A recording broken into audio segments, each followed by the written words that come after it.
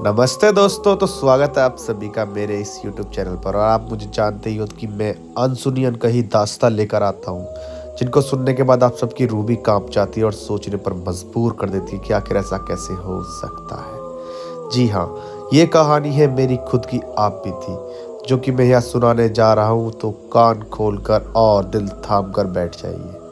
कहानी को स्टार्ट करते हैं।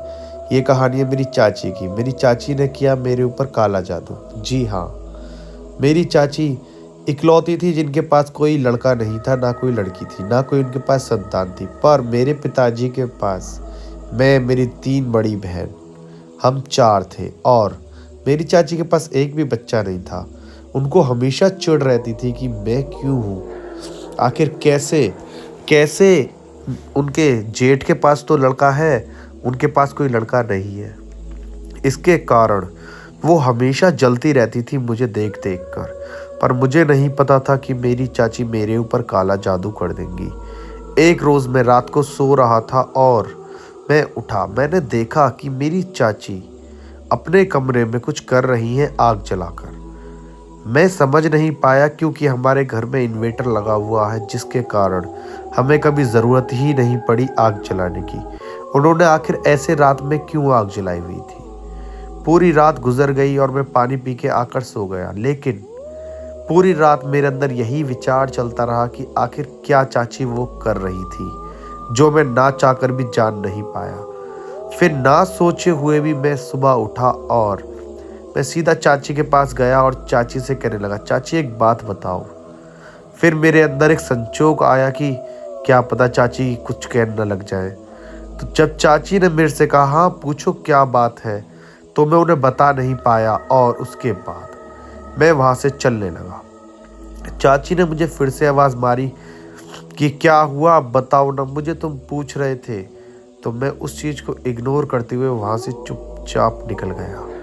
अगली सुबह मैंने देखा कि चाची अपने कमरे से राख लेकर आ रही है जब कोई नहीं है।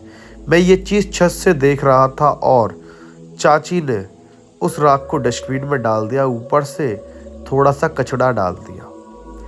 मैं कंफ्यूज था कि आखिर ये चाची कर क्या रही है।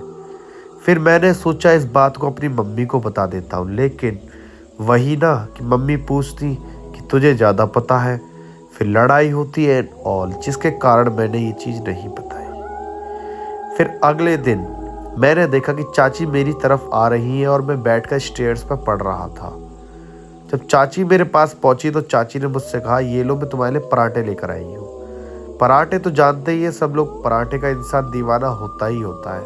और वो आलू के पराठे थे जिन्होंने मुझे मोहित कर दिया और मैंने वो पराठे बड़ी ज़ोरों से खाने शुरू कर दिए। जैसे ही पराठे का चौथा निवाला मेरे मुंह में गया, मैंने देखा कि मेरी चाची कुछ लेकर आ रही है जो कि कटोरी में है। जब चाची मेरी नज़दीक पहुंची तो मैंने देखा कि चाची के कटोरे में दही रखी हुई है। कहा जाता है कि काली शक्तियाँ पड़ने के बाद दही में डाल के खिलाई जाती हैं, जिसके कारण वो शक्तियाँ इंसान के ऊपर हावी हो जाती है। मुझे नहीं पता था कि वो शक्तियाँ मेरे ऊपर हावी हो जाएंगी। मैंने बड़ी ज़ोरों शोरों से उसको खाया और उसके बाद मैं घूमने चला गया। घूम कर आया, मुझे कुछ घंटा फर्क नहीं पड़ा। अगली रोज़ फिर मैंने देखा कि मैं स्टेयर्स पर बैठ के पढ़ रहा था और मेरी चाची फिर से आती है और कहती है, लो दूध पी लो, मैं तुम्हारे लिए दूध गर्म करके लाई हूँ। मैं समझ नहीं पाया कि ये चाची जो मुझे हमेशा घूरती रहती थी, ये आजकल मुझसे इतना क्यों लाड़ लड़ा रही है। उसके बाद दूध तो मैंने पी लिया। फिर हो चुकी थी मेरे ऊपर वो क्रिया का असर स्टार्ट। अगली सुबह मैं सोकर उठा तो मैंने देखा कि मेरी आंखों में लालपन है, जो मैं ना चाहकर भी ना भूल पाता। फिर मैंने जो करा वो धैला देने वाला था। मैं गया और मैंने डॉक्टर को दिखाया। डॉक्टर ने एक दवाई दी जिसको मैंने आंखों में डाला, जिसको नॉर्मल भाषा में आई ड्रॉप बोलते हैं। उसका इस्तेमाल करने के बाद मेरी आंखें थोड़ी थोड़ी ठीक होने लगी। पर वही है ना, काली विद्या जो होती है वो शरीर के अंदर कुछ ना कुछ दिक्कतें बनाती ही रहती हैं। 2-4 दिन बीते कि मेरा पेट खराब हो गया, मुझे फिर दवाई खानी पड़ी।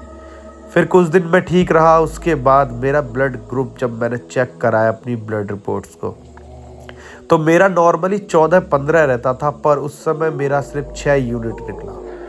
मैं कंफ्यूज कि ये इतना खून कैसे गिर गया। मम्मी भी सदमे में थी और पापा भी, लेकिन वही ना, किसी को नहीं पता था कि ऐसा क्यों हो रहा है। सिर्फ पता था तो चाची को। चाची हमेशा मेरी तरफ देखती रहती और मुझे घूरती रहती, जैसे वो किसी चीज़ का होने का इंतज़ार कर रही हो।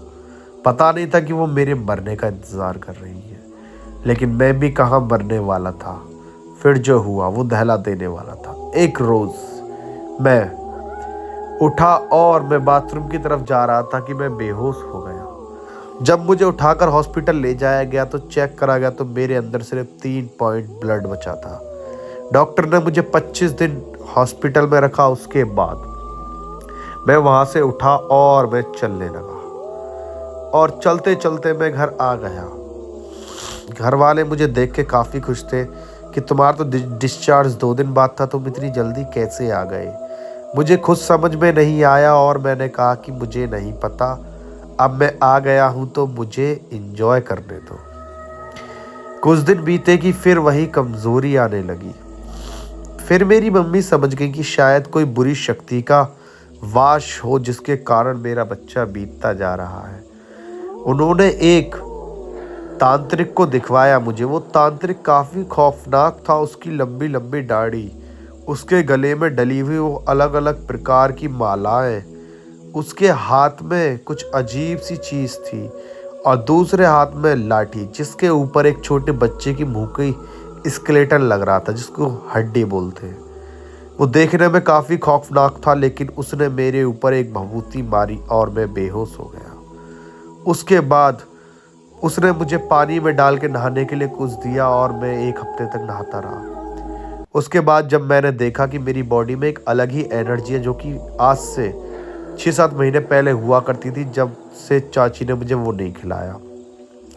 फिर मैंने अपनी माँ को सारी बात बताई कि ऐसे ऐसे। उसके बाद मेरी मम्मी ने ना सोचते हुए पापा से लड़कर हमें गांव से ले जाया गया बाहर, और आज मैं बाहर रहता हूँ, चाची से दूर।